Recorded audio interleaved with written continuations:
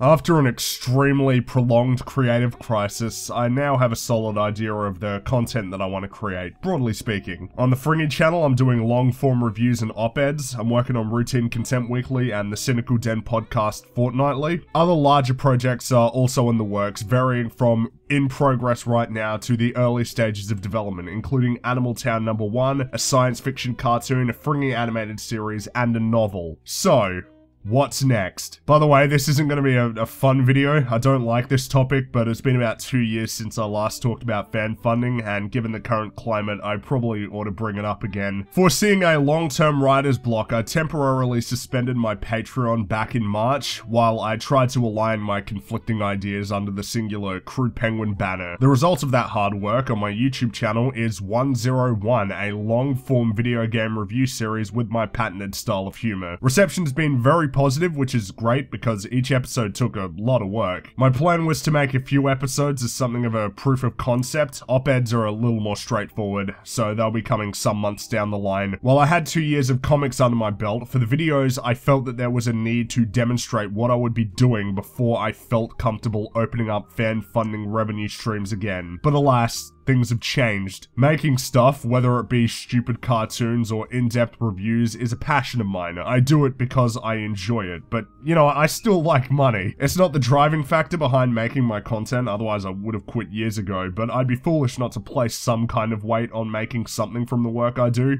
If only it was as simple as just being creative. Ad revenue on YouTube has been astoundingly bad for the last few months, and very recently, nearly 100 of my videos have been flagged as not advertiser friendly, including my Sonic Mania review. I'm not the only person who's been hit. The same day this happened to me, I saw a lot of other gaming channels were hit with similar alerts. It seems to have just rolled out properly today. The algorithm is screwed, and due to the nature of the appeal system, most of the videos flagged on my channel will never see monetization restored. Yeah, not great. Even if this hadn't occurred, I knew I would eventually have to start looking into fan funding options. Most artists have to rely on fan funding because webcomics don't make that much on their own unless you're getting tens of thousands of views per day. Highly edited long-form videos receive the same amount of ad revenue as a gameplay commentary, and animators are straight up screwed on this platform without fan support. There's the option to just post more videos, you know, like post more episodes regularly, but I don't want to spam low-effort content. The Splatoon 2 review took a few weeks of work. The Deus Ex video I'm working on right now is probably a month-long project.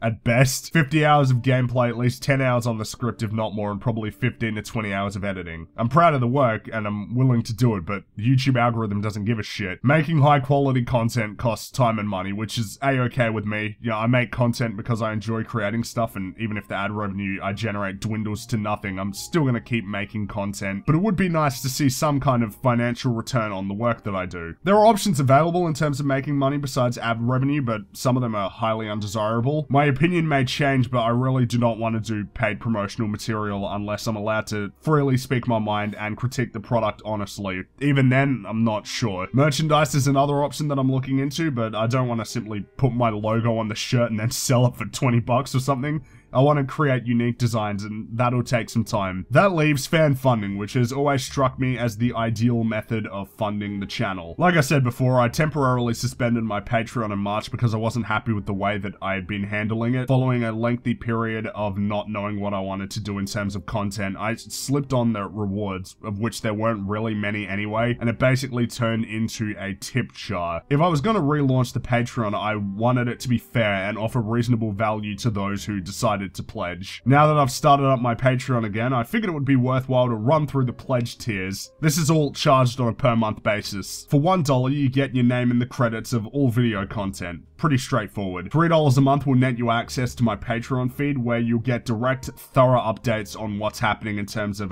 content, video creation, and whatnot. The more notable component of this pledge tier is early access to new content. I imagine some will see this as an act of withholding content, but trust me, it's not. I rarely post stuff the moment it's done, instead opting for scheduled uploads at more appropriate times. If you pledge for this tier, you'll receive access to content, be it videos, comics, animations, whatever, as soon as it's done, up to 24 hours prior to the public release. No earlier though, because at that point I would be deliberately withholding content, and that's not something I want to do. $5 a month grants you access to an exclusive monthly Q&A posted on the Patreon feed. Patrons get the opportunity to submit one topic-related question a month and receive a lengthy, detailed response.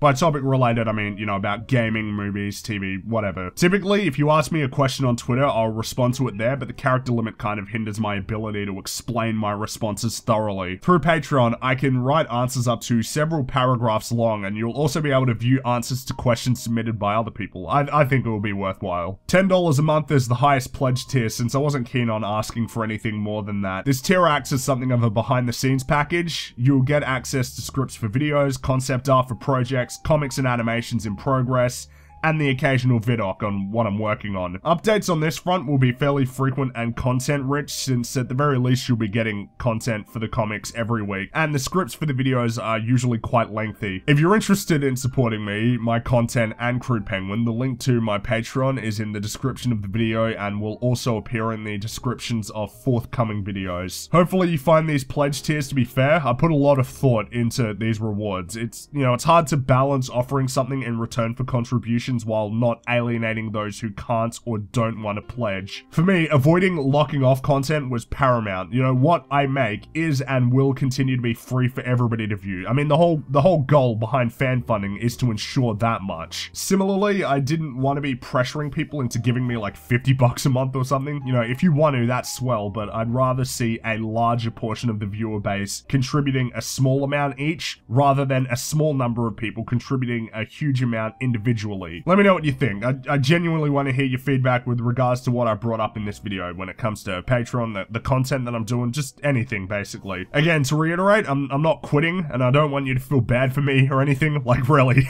that's not what this is. I'll keep making content even if what income I earn from it dwindles to squat. I like making stuff, and I hope you guys enjoy what I make. Thanks for sticking around.